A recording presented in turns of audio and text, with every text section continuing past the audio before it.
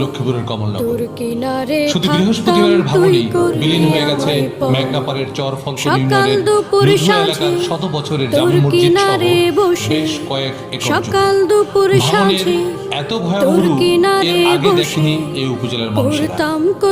ভাঙনের রূপ এতটাই ভয়াবহ যে মানুষগুলো নিজেদের ঘরবাড়ি ও স্থানান্তরের সুযোগ পাচ্ছে না। 26 সেপ্টেম্বর 2019 বৃহস্পতিবার ভোরে যে মসজিদে মুসল্লিরা জামাতে ফজরের নামাজ আদায় করেছিলেন, দুপুরেই সেই মসজিদ একেবারেই বিলীন।